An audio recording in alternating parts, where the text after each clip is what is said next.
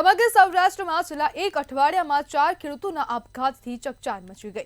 દ્વારકા અને ઉનામાં 2 ખેડૂતોના આપઘાત બાદ રાજકોટના 2 ખેડૂતોએ આપઘાત કરી મોતને વહાલું કર્યું છે। જગતના તાતની આત્મહત્યા કરવાની વ્યથા જોઈએ આ ખાસ અહેવાલમાં।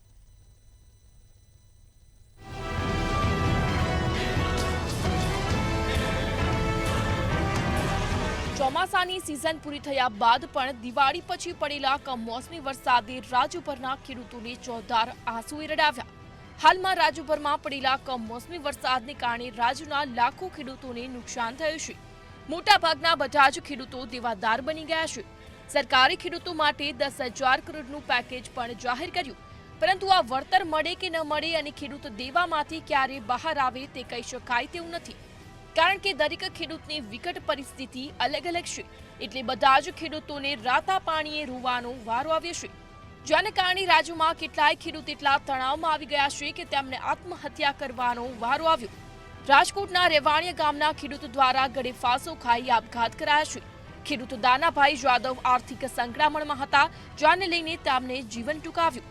બીજા ખેડૂતની વાત કરીએ તો અરડોઈ ગામના ખેડૂતે સતત બીજા વર્ષે પાકમાં નુકસાન થતા જારી દવા પી આત્મહત્યા કરી છે।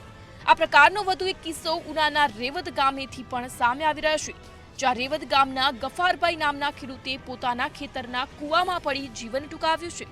ખેડૂતોના આપઘાતના બનાવો રાજ્યની કૃષિ વ્યવસ્થાની હાલત પર મોટો સવાલ ઊભો કરે છે। વર્ષોથી દેવું અને નુકસાનની વચ્ચે જીવતા ખેડૂતો માટે જીવન સંઘર્ષ બની ગયું છે। સરકાર તરફથી સહાય અને વળતરના અનેક આશ્વાસન આપવામાં આવે છે, પરંતુ જમીન પર તેનો વાસ્તવિક લાભ કેટલા ખેડૂતોને મળે છે તે એક મોટો પ્રશ્ન છે। આજ પણ જગતનો તાત આશામાં જીવે છે કે કદાચ આવતી સિઝન કંઈક સારું લાવી આપે। બ્યુરો રિપોર્ટ, મંતવ્ય ન્યૂઝ। અમદાવાદ શહેરના 1 ડઝન એવા રસ્તાઓ છે કે જ્યાં મોટા ભાગે વધુ ઝડપે દોડતા વાહનો જીવલેણ અકસ્માતો સર્જે છે। એક અભ્યાસ મુજબ અમદાવાદમાં અકસ્માતના કારણે દરરોજ ઓછામાં ઓછા 20 લોકો હોસ્પિટલમાં પહોંચે છે। મેગાસિટી અમદાવાદમાં અકસ્માતોની વણઝાર વિશેનો જોઈએ આ ખાસ અહેવાલ।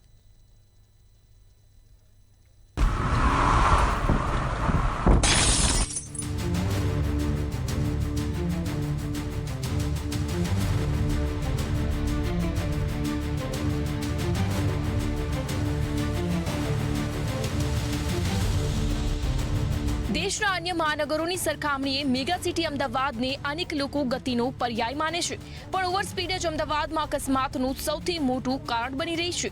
શહેરના 1 ડઝન એવા રસ્તાઓ છે કે જ્યાં મોટા ભાગે વધુ ઝડપે દોડતા વાહનો જીવલેણ અકસ્માતો સર્જે છે। એક અભ્યાસ મુજબ અમદાવાદમાં અકસ્માતના કારણે દરરોજ ઓછામાં ઓછા 20 લોકો હોસ્પિટલ પહોંચે છે। ખાસ કરીને સરસડાટ ગાંધીનગર પહોંચાડતો સનાથલથી વૈષ્ણોદેવી સર્કલ સુધીનો આજ હાઈવે દરરોજ 10 નાના મોટા અકસ્માતોથી જેટલો ઝડપી તેટલો જ જોખમી એક્સિડન્ટ ઝોન બની રહ્યો છે। આજ હાઈવે વધુ એક વખત જીવલેણ અકસ્માતથી રક્તરંજિત બન્યો। સરખેજ ગાંધીનગર હાઈવે જાણે રેસિંગ ટ્રેક હોય તેમ દરરોજ અડધો ડઝનથી વધુ નાના મોટા અકસ્માતો સર્જાય છે।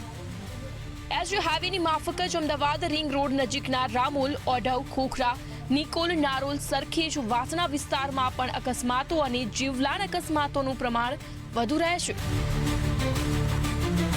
સતત વિસ્તરતા જતા અમદાવાદ શહેરના છેવાડાના અને હાઈવે ટચ વિસ્તારો એક્સિડન્ટ ઝોન બની રહ્યા છે। આ વિસ્તારોમાં ઓવરસ્પીડથી સર્જાતા અકસ્માતોના કારણે દરરોજ 20થી વધુ લોકો સારવાર માટે હોસ્પિટલ પહોંચે છે। એક અભ્યાસ અનુસાર વિતેલા વર્ષોની સરખામણી અકસ્માતોના પ્રમાણમાં 8 થી 10% જેટલો ઘટાડો નોંધાયો છે, પણ જીવલેણ અકસ્માતનું પ્રમાણ 5 થી 6% જેટલું વધ્યું છે તે ચિંતાજનક બાબત છે। બ્યુરો રિપોર્ટ, મંતવ્ય ન્યૂઝ।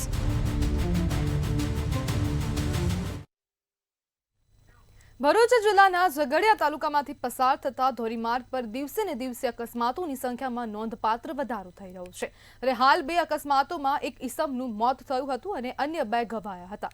રાજપાડી નજીક અજાણ્યા વાહનની અડફેટે સિંગ ચણાની લારી ફેરવતા ઈસમનું મોત થયું હતું, તેમજ ગોવાલી નજીક હાઈવા ટ્રકે અડફેટમાં લેતા મોપેડ સવાર દંપતીને ઈજાઓ પહોંચી હતી। અકસ્માતની ઘટના સંદર્ભે રાજપાડી પોલીસે અકસ્માતનો ગુનો નોંધીને તપાસ હાથ ધરી હતી।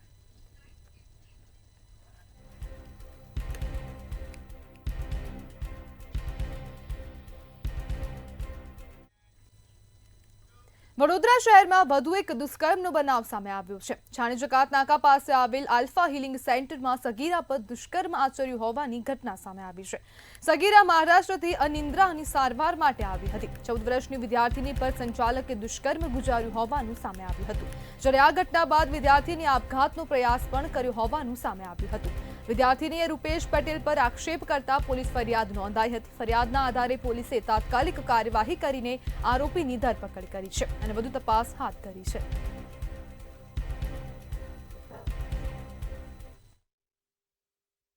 વડોદરાના છાણી નાકા પાસે આવેલા અલ્ફા હિલિંગ સેન્ટરમાં 14 વર્ષની નાબાલિગ સાથે દુષ્કર્મની ઘટના સપાટી પર આવી છે. તારીખ 6 આ બનેલી આ ઘટના છે તેને સમગ્ર વડોદરાને હચમચાવી નાખ્યો છે. એનું મુખ્ય કારણ છે કે હિલિંગ સેન્ટર ચલાવતા એવા સંચાલક દ્વારા 14 વર્ષની વિદ્યાર્થીની ઉપર જે મહારાષ્ટ્રથી અહીંયા આવેલી હતી પોતાના ઇલાજ અને સારવાર માટે તેના ઉપર દુષ્કર્મ આચરવાની ઘટના સામે આવી છે. આ ઘટના જ્યારે પોલીસના કાને પડતાની સાથે જ પોલીસે જે આરોપી છે તેની અટકાયત કરી દેવામાં આવી હતી.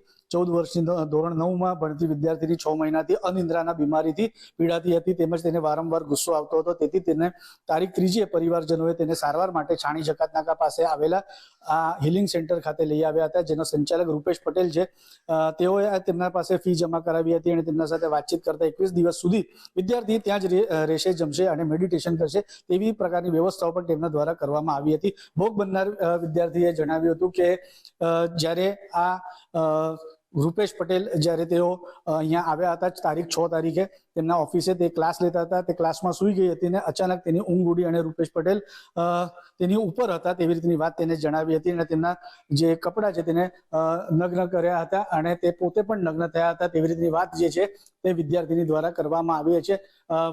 વિદ્યાર્થીની જે પીડા છે તેને પીડા તેના ગુપ્ત ભાગ પર પીડા થતાની સાથે તેને એવું લાગ્યું કે તેના સાથે કઈ ગેર વસ્તુ થઈ છે કે તેના સાથે એક દુષ્કર્મ આચરવામાં આવ્યો તેવી વાત તેને જણાવી હતી. તેની વાતને લઈને પોલીસે પણ તજવીજ હાથ ધરી હતી અને આરોપીની અટકાયત કરી દેવામાં આવી છે. હવે આગળની તજવીજ અત્યારે પોલીસ કરી રહી છે. કેમેરામેન કેતન શિંદે સાથે સત્યમ નેવાસ્કર, મંતવ્ય ન્યૂઝ વડોદરા.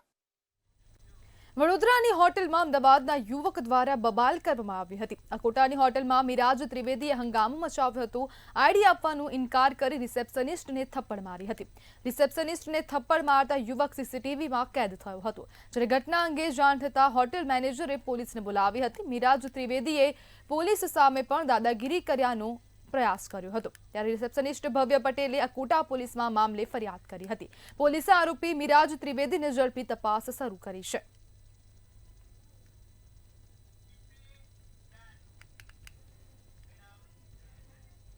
અમદાવાદમાં કાયદો વ્યવસ્થાની સ્થિતિ કથળી છે. શહેરમાં નશાખોરો પોલીસની સામે બેફામ બન્યા. પાલડી પોલીસ સ્ટેશનમાં નશાખોરો દ્વારા હોબાળો કરવામાં આવ્યો હતો. દારૂ પીધેલી હાલતમાં 2 શખ્સોએ પોલીસ સ્ટેશનને માથે લીધું હતું. તેમજ પોલીસ સામે અપશબ્દોનો પ્રયોગ કર્યો હોવાનો પણ આક્ષેપ કરવામાં આવ્યો છે. ત્યારે પોલીસે સમગ્ર મામલે ગુનો નોંધીને તપાસ હાથ ધરી છે.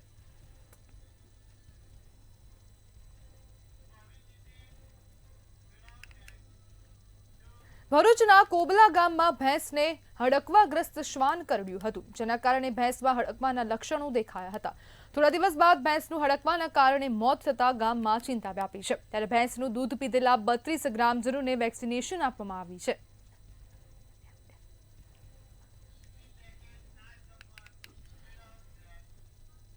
રાજ્યમાં કમોસમી વરસાદ બાદ ઠંડીનો ચમકારો શરૂ થઈ ગયો છે. વહેલી સવારે અને રાત્રિના સમયે ગુજરાતના અલગ અલગ શહેરોમાં ઠંડીનો ચમકારો અનુભવાઈ રહ્યો છે. ગુજરાતમાં કમોસમી વરસાદ બાદ હવે ઠંડીનો અનુભવ થઈ રહ્યો છે. રાજ્યના 17 જેટલા જિલ્લાઓમાં તાપમાન 20 ડિગ્રીથી નીચે પહોંચી ગયું છે. છેલ્લા એક અઠવાડિયામાં ઠંડીનો પારો 11 ડિગ્રી ગગડ્યો છે. આગામી દિવસોમાં પણ તાપમાનનો પારો 2 થી 3 ડિગ્રી ગગડવાની હવામાન વિભાગે આગાહી કરી છે. રાજ્યમાં છેલ્લા 24 કલાકમાં ઠંડા શહેરોમાં વડોદરા, નલિયા, રાજકોટ, મહુવાનો સમાવેશ થાય છે. સિઝનમાં પહેલીવાર 14 ડિગ્રી તાપમાન સાથે વડોદરા સૌથી ઠંડુ શહેર રહ્યું છે. રાજ્યમાં આજે 21 થી 25 ડિગ્રી સેલ્સિયસ વચ્ચે મહત્તમ તાપમાન રહેશે. અમદાવાદમાં મહત્તમ 25 ડિગ્રી સેલ્સિયસ અને ન્યૂનતમ તાપમાન 16 ડિગ્રી રહેશે.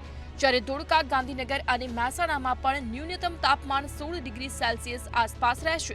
રાજ્યમાં સૌથી ઠંડુ શહેર રાજકોટ રહેવાની સંભાવના છે. રાજકોટમાં મહત્તમ તાપમાન 29.2 ડિગ્રી સેલ્સિયસ આસપાસ રહેશે. આગામી દિવસોમાં ઠંડીની આગાહી કરાઈ છે, જેમાં પવનની દિશા ઉત્તર પૂર્વથી થતા ઠંડીનો અનુભવ થશે. ઉત્તર તરફથી પવન આવતા તાપમાન ઘટવાની આગાહી કરાઈ છે. મોટાભાગના જિલ્લાઓમાં 2 થી 3 ડિગ્રી તાપમાન ઘટવાની શક્યતા છે. અમદાવાદમાં પણ ઠંડીનો ચમકારો અનુભવાય તેવી પણ શક્યતા છે. જ્યારે આજે અમદાવાદમાં મહત્તમ તાપમાન 25 ડિગ્રી સેલ્સિયસ અને લઘુત્તમ તાપમાન 16 ડિગ્રી સેલ્સિયસ આસપાસ રહેશે. વડોદરામાં ગઈકાલે ઠંડીનો પારો સિઝનનો સૌથી લોએસ્ટ 14 ડિગ્રી નોંધાયો હતો.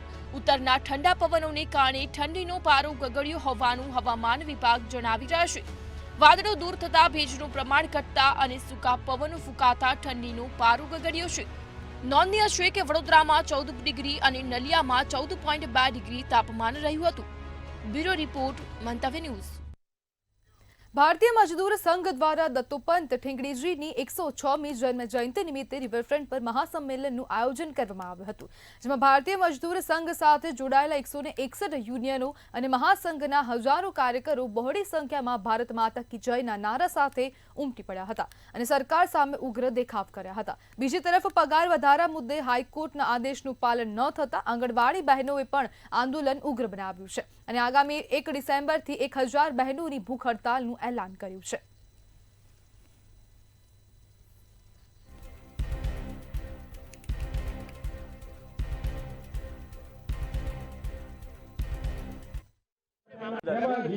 પ્રદેશ અધ્યક્ષ ભારતીય મજદૂર સંઘ આ તમે જે જગ્યા પર બેઠા છો, આજે અમે 10 તારીખે 10 નવેમ્બરે રેલી કાઢી છે.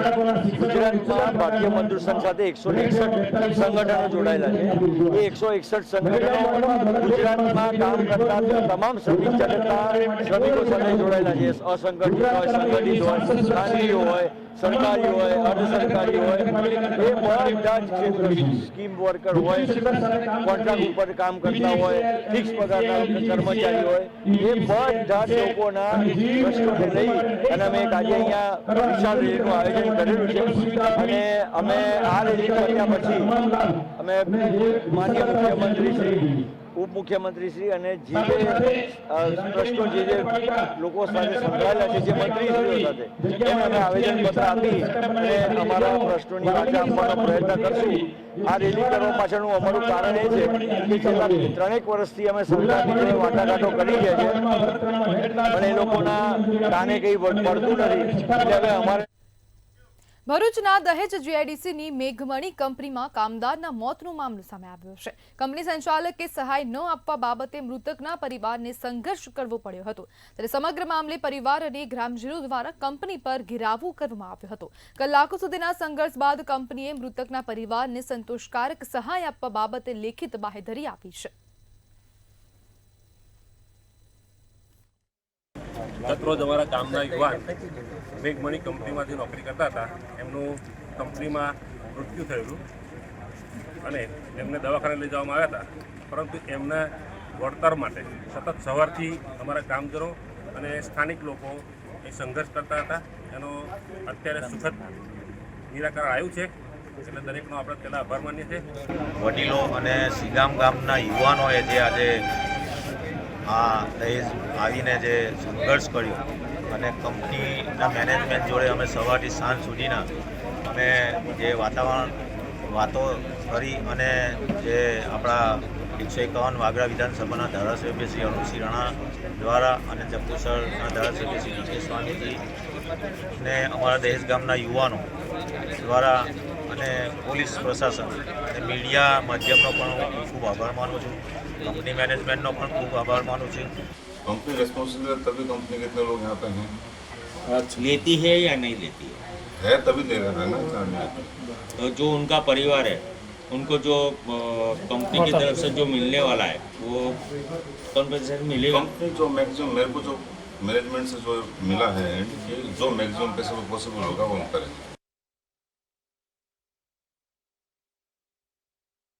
ગાંધીનગર એસઓજી ખાતે ફરજ બજાવતા પોલીસ કોન્સ્ટેબલે આપઘાત કર્યાની ઘટના સામે આવી છે. કોન્સ્ટેબલ નરેન્દ્રસિંહ ઈશ્વરસિંહ ચાવડાએ અગમ્ય કારણોસર ફાંસો ખાઈ જીવન ટૂંકાવ્યું હતું.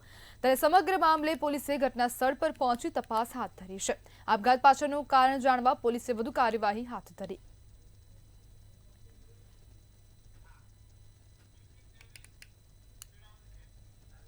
હિંમતનગર બી ડિવિઝન પોલીસ સ્ટેશનમાં ધ બિગ બુલ ફેમિલી નામની પોન્ઝી સ્કીમ સામે ફરિયાદ નોંધાઈ છે, જેના આધારે પોલીસ દ્વારા 2 આરોપીઓની ધરપકડ કરવામાં આવી છે. પોલીસે 36 જેટલા રોકાણકારોના નિવેદનો નોંધી કાર્યવાહી હાથ ધરી હતી. રાષ્ટ્રીયકૃત બેંકો તેમજ નાણાકીય સંસ્થાઓ કરતા ઊંચું વ્યાજ આપવાની લુભામણી જાહેરાતો કરી રોકાણકારો પાસે 1,44 લાખ રૂપિયાનું રોકાણ કરાવ્યું હતું અને બાદમાં સંચાલકો દ્વારા રોકાણકારોને મૂડી અથવા વળતર ન ચૂકવી છેતરપિંડી કરાઈ હતી. ત્યારે આ મામલે પોલીસ દ્વારા 6 આરોપીઓ સામે ફરિયાદ નોંધવામાં આવી છે, જે પૈકીના 2 આરોપી શીતલ ગોસ્વામી અને વિપુલસિંહ ચૌહાણની પોલીસ દ્વારા ધરપકડ કરી પૂછપરછ હાથ ધરવામાં આવી છે.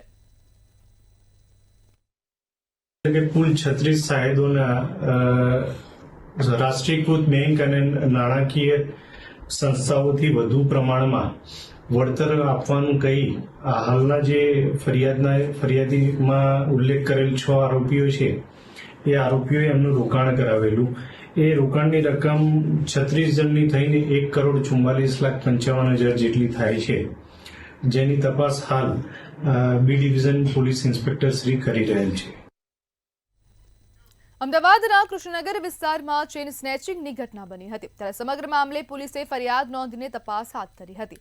પોલીસે ગણતરીના કલાકોમાં જ આરોપીઓને પકડી પાડ્યા છે, તેમજ આરોપી પાસેથી 4.5 લાખથી વધુનો મુદ્દામાલ જપ્ત કરવામાં આવ્યો છે. 2 થી 3 દિવસ પહેલા ચેઇન સ્નેચિંગનો આપણે બનાવ બન્યો સાઈ ચોક સુકન પાર્ક સોસાયટી છે એના ગેટ પાસે. ત્યાં બાઇક ઉપર 2 ઈસમો આવે છે અને જે પાછળ બેસેલો છે ઈસમ એ ચેઇન સ્નેચ કરે છે અને તુરંત આપણે એને ડિટેક્ટ કરવામાં આવે છે ગુનો અને આરોપીને પકડવામાં આવે છે, જેમાંથી એક રાહુલ ઉર્ફે રાજેશ ચંદનલાલ ખખરાણી છે અને બીજો એક કાયદાના સંઘર્ષમાં આવેલ કિશોર છે. છોટાઉદેપુરના બોડેલી વિસ્તારમાં એસટી ડેપોની બાજુમાં આવેલી સોસાયટીના રોડ રસ્તાની હાલત કફોડી બની છે. રોડ રસ્તાની સમસ્યાને લઈ રજૂઆતો કરવા છતાં તંત્ર દ્વારા કોઈ કામગીરી હાથ ધરવામાં આવતી નથી. રોડ રસ્તાની સમસ્યાથી લોકો ત્રાહિમામ પોકારી ઉઠ્યા છે. આ વિસ્તારમાં આવેલ શાળામાં ભણતા 1000 જેટલા વિદ્યાર્થીઓને ભારે તકલીફનો સામનો કરવો પડી રહ્યો છે, તેમજ એમ્બ્યુલન્સમાં દર્દીઓને લઈ જતી વખતે ભારે તકલીફ વેઠવી પડે છે. ત્યારે વહેલી તકે રસ્તો બનાવવામાં આવે તેવી લોક માંગ ઉઠી છે. જો વહેલી તકે રોડનું સમારકામ નહીં કરવામાં આવે તો આંદોલન કરવાની ચીમકી સ્થાનિકોએ ઉચ્ચારી હતી.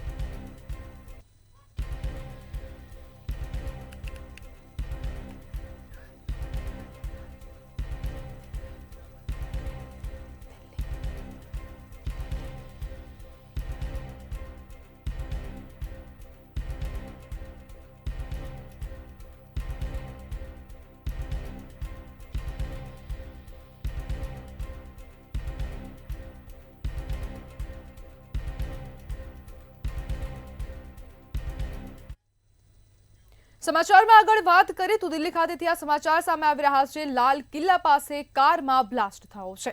તો સમાચાર દિલ્હી ખાતેથી સામે આવ્યા. લાલ કિલ્લા પાસે કારમાં બ્લાસ્ટ થયો છે. લાલ કિલ્લા મેટ્રો સ્ટેશન પાસેની આ સમગ્ર ઘટના છે.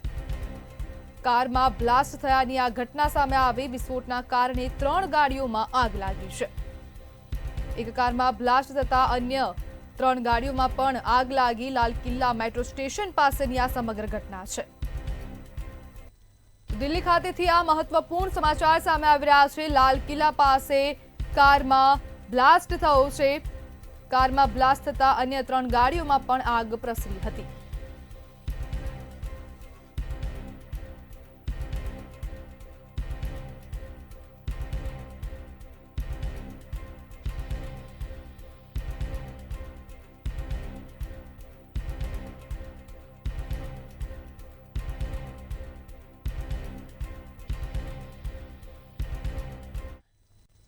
તો પાટણના સિદ્ધપુર ખાતેથી આ સમાચાર સામે આવી રહ્યા છે. કાર્તિકી પૂર્ણિમાના મેળામાં મારામારીની ઘટના બની છે. તો મારામારીના સમાચાર સામે આવી રહ્યા છે. સિદ્ધપુર ખાતેથી સિદ્ધપુરમાં યોજાયેલા કાર્તિકી પૂર્ણિમાના મેળામાં મારામારી થઈ છે. તો આ મારામારીના સમાચાર સિદ્ધપુર ખાતેથી સામે આવ્યા. કાર્તિકી પૂર્ણિમાના મેળામાં મારામારીની ઘટના બની છે. 2 જૂથો સામસામે આવતા લાકડી વડે મારામારી થઈ હતી. શ્રી કાર્તિકી પૂર્ણિમાના મેળામાં અવ્યવસ્થા સર્જાઈ હતી. મારામારી થતા અફરાતફરીનો માહોલ પણ સર્જાયો હતો, જ્યારે મેળામાં બંદોબસ્તમાં પોલીસ સામે સવાલો ઉભા થયા છે.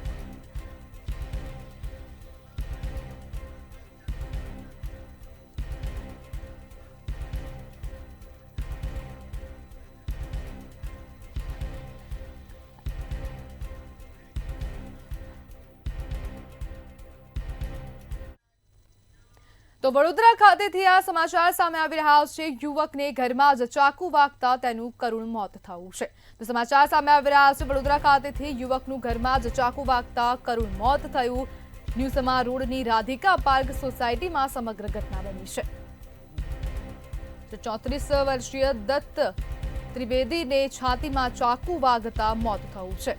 હોસ્પિટલ લઈ જતા તબીબોએ મૃત જાહેર કર્યો હતો.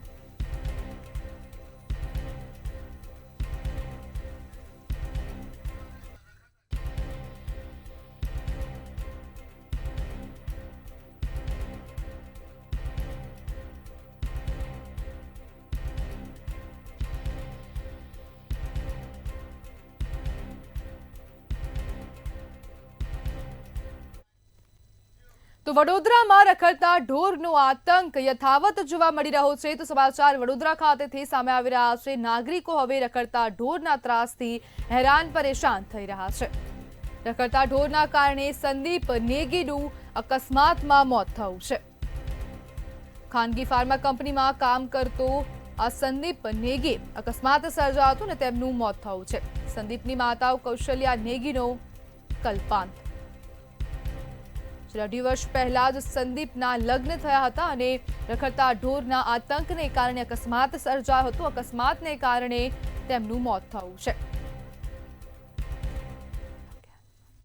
पेपर में आया है कोई अयर करके फ्रेंड, मुझे भी नहीं पता है, उसको मिलके आ रहा था. क्या हुआ? फिर आया तो इधर बोले वो गाय सामने आ गई, वो पीछे को गिरा तो डिवाइडर पे सिर लग गया उसका. अच्छा. मैंने भी सुना है, देखा तो मैंने भी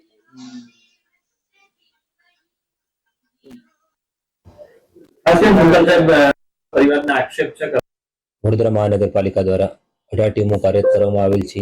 જે અંતર્ગત રાઉન્ડ ધી ક્લોક આપણા દ્વારા કામગીરી પણ કરવામાં આવે છે.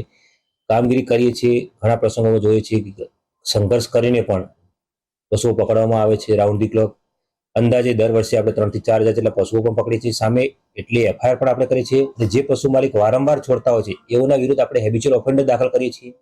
ઢોરવાડા ડિમોલિશન. તો આ મહત્વપૂર્ણ સમાચાર સામે આવી રહ્યા છે. 25 નવેમ્બર સુધી ખેડૂતો રાહત પેકેજ માટે, રાહત સહાય માટે અરજી કરી શકશે. તો આ સમાચાર સામે આવી રહ્યા છે. મહત્વપૂર્ણ સમાચાર, જેમાં 25 નવેમ્બર સુધી ખેડૂતો સહાય માટે અરજી કરી શકશે. સરકારનું આ રાહત પેકેજ 10,000 કરોડનું આ રાહત પેકેજ જાહેર કરવામાં આવ્યું હતું, જેમાં 15 દિવસ સુધી સહાય અરજી માટે પોર્ટલ ખુલ્લું રહેશે. કૃષિ રાહત પેકેજ પોર્ટલ પર ખેડૂતો અરજી કરી શકશે.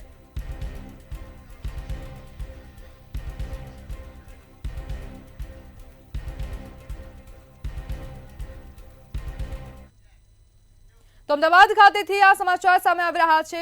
શિવમ વિદ્યાલયમાં શિક્ષકોની ઘટ જોવા મળી રહી છે. ત્યારે જે મામલે આ વધુ સમાચાર સામે આવ્યા. શિવમ વિદ્યાલય શિક્ષકોની ઘટનો જે આ મામલો હતો તેને લઈને વધુ સમાચાર. સરકારે શિવમ સ્કૂલને નવા 2 જ્ઞાન સહાયક ફાળવ્યા છે. મંતવ્ય ન્યૂઝ દ્વારા આ અહેવાલ પ્રસારિત કરવામાં આવ્યો હતો અને તેને જ લઈને હવે સરકાર દ્વારા 2 જ્ઞાન સહાયકની નિમણૂક કરવામાં આવી છે. મંતવ્ય ન્યૂઝના અહેવાલ બાદ શિક્ષણ તંત્ર સક્રિય થયું. શિવમ સ્કૂલને નવા 2 જ્ઞાન સહાયકની ફાળવણી કરવામાં આવી છે. અમદાવાદ ખાતેથી આ સમાચાર સામે આવી રહ્યા છે. 2 જ્ઞાન સહાયક આજથી શિવમ સ્કૂલમાં હાજર થયા છે. તો શાળાના ટ્રસ્ટીએ શિક્ષકોની માંગ કરી હતી. મંતવ્ય ન્યૂઝ દ્વારા અહેવાલ પ્રસારિત કરવામાં આવ્યો હતો અને તે બાદ હવે શિક્ષણ તંત્ર સક્રિય થયું અને 2 નવા જ્ઞાન સહાયકોને ફાળવવામાં આવ્યા છે. ત્યારે શિવમ સ્કૂલને નવા 2 જ્ઞાન સહાયકો મળ્યા છે. શિવમ સ્કૂલને નવા 2 જ્ઞાન સહાયકની ફાળવણી કરવામાં આવી. મંતવ્ય ન્યૂઝના અહેવાલ બાદ તંત્ર સફાળી જાગી અને તે બાદ હવે તેમને સ્કૂલને 2 નવા જ્ઞાન સહાયકો ફાળવ્યા છે. સરકારે શિવમ સ્કૂલને નવા 2 જ્ઞાન સહાયક ફાળવ્યા.